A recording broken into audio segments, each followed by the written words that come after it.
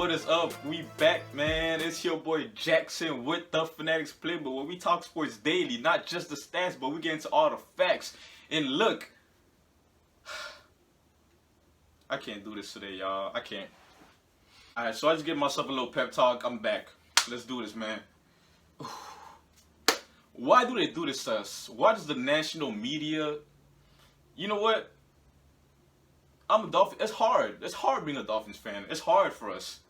We're not used to getting media attention. You know, we get no love from the national media because we're not good. We're usually not good. And when we're finally good, when things are finally looking up for the Dolphins fandom, you know, Dolphins Nation, it's all slander. It's slander out there. It's quarterback slander. My boy Tua has been getting killed all season over Fitzmagic, over trade rumors. Let's get into it. Let's talk about it. And so this past year, right, the Dolphins go in the draft with the 5th overall pick. We grabbed Tua Tagovailoa out of Alabama.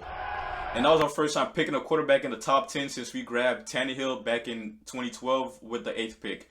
And that was the first time Dolphins drafted a quarterback in the first round since we grabbed Dan Marino with the 27th overall pick in 1983.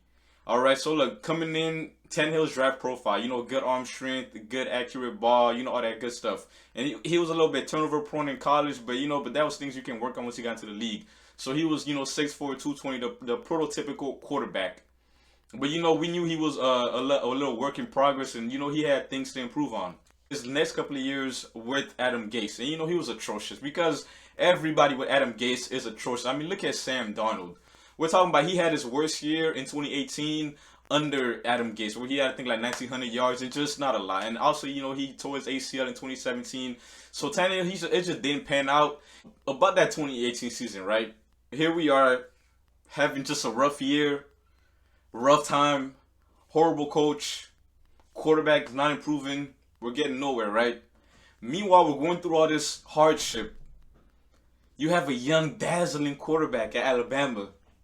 Comes out of nowhere in the championship game. Those 3 touchdowns in the second half. 166. He ran for 27. He was getting it done. He even had an overtime bomb. Whoo! To Devontae Smith to win the national championship. And we're like, as Dolphins fans, we start fantasizing. So this is what's going on at Alabama. So you tell me this could potentially end up here for the Dolphins? Tua Tagovailoa in Miami. Whoo! As the legend grows, right? As Tua's legend grows at Alabama, we grew with him. To the point where we wanted to be out with the old, got rid of Gase, getting rid of Tannehill, and we want to be in with the new. So at this point, we want to tank for Tua, tank for Tua, tank for Tua. We want Tua in Miami. So, right, Flores comes in, new coach comes in, and at this point, we thinking we're tanking for Tua. And then we start winning. We don't want to win. We want Tua. And obviously, as the story goes, he gets injured his junior year, so he ends up falling back all the way down to the 5th pick. And, because Joe Burrow had such a great year, and obviously Herbert came up in draft stock, so he fell to us in the 5th pick. And then, you know what? It worked out. We were taking for Tua, even though we weren't taking for Tua, we ended up getting Tua. It worked out for the Dolphins. Everything was going according to plan. Dolphins draft Tua. Going into the season, Dolphins have plans of playing Tua. Why? Because he would have been a year removed from his injury. So the Dolphins know at some point he's going to get into the game. He's going to be playing games for us. He might even take over the team. Everybody's okay with it. The media's okay with it. The world's okay with it. Because everyone is expecting the Dolphins to be trash. Because the Dolphins are usually garbage, if we're being honest. But you know what? That didn't happen because we have a lot of young players, right? A lot of young talent. Shout out to Chris Grier, who is, honestly, real quick, who's a black general manager for the Miami Dolphins. He's been with the Dolphins organization since '02. He's worked his way up, really got it out the trenches. Talking about, working on the scouting department, becoming head of scouts, all the way, working his way all the way up these branches to general manager. So he's really out here doing it. And we got Brian Flores at Dolphin organization. They're doing amazing with all these minority leaders, right? But back to it, right? So these dudes, they bring in young talent, and they also bring in some young, good veterans with a lot to prove. We're talking about Byron Jones Emmanuel Agba. These dudes have something they want to prove. So you know what? We win. We go 10-6. We finish the season 10-6. Do you know how hard it is to not make the playoffs as a 10-6 team? Ah, man, it is frustrating. But let me backtrack a little bit. So at this point, we're 3-3. The Dolphins bring in Tua, like they had planned on. So what? The controversy begins.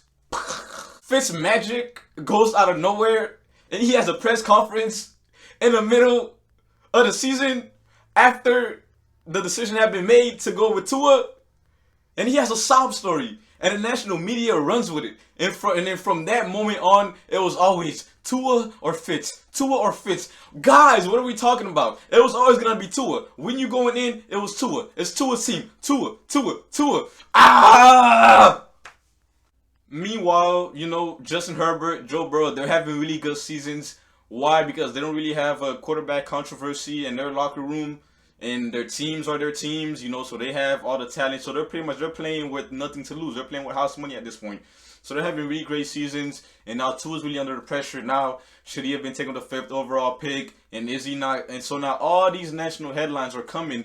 And it's nuts. It is hard to sit there and listen to them just kill Tua like week in, week out, right? Honestly, if we're being real, I know he has his shortcomings, right? We're talking about not throwing a lot of deep balls, right? He seems like his arm strength seems like it may not be up there, right?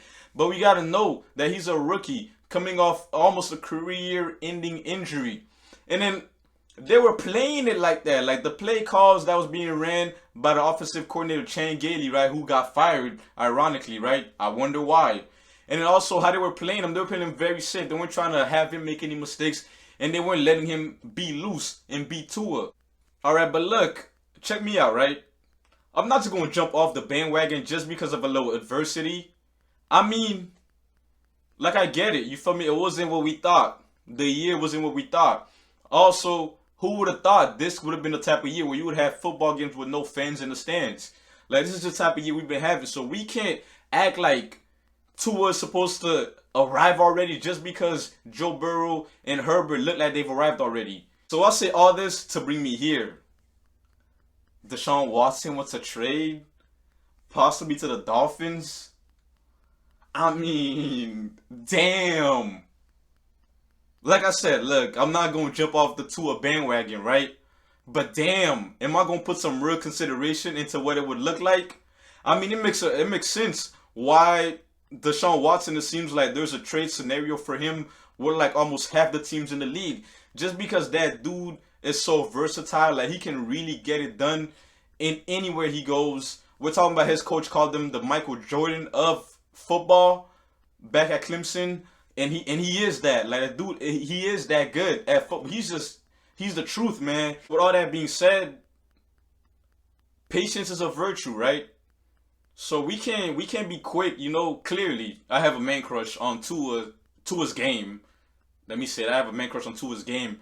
And just from what I've seen at Alabama, I'm not yet ready to give up on that and turn my back on it just because of the opportunity to jump at something new in a new toy, in a new shiny toy, right?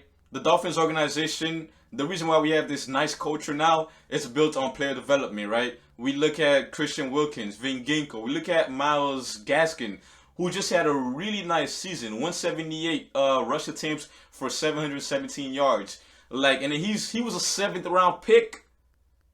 I mean, the dude was at the end of the draft, and he's coming out proving like he's really going to be something special. So we got to believe that the player development that the Dolphins talk about, like, it's true, and they really mean it when they say that they're in this to develop players. So we got to understand that, yo, Tua just coming off his rookie, his next year, he should be leaps and bounds ahead of where he's at now. And I just seen on the news today that the Texans hired Bieniemy for their head coaching, so I don't even know if they'll even get rid of Deshaun at this point in time. But look, the media's got to get off our back, and Dolphins fans, we got to have some more patience with Tua, man. And look. If you liked what we talked about today, you feel me? If you enjoyed the video, like, subscribe. We're just going to keep it going. Like, we're locked in right now. We got videos coming every day. So let's do it, man. Let's go. Peace.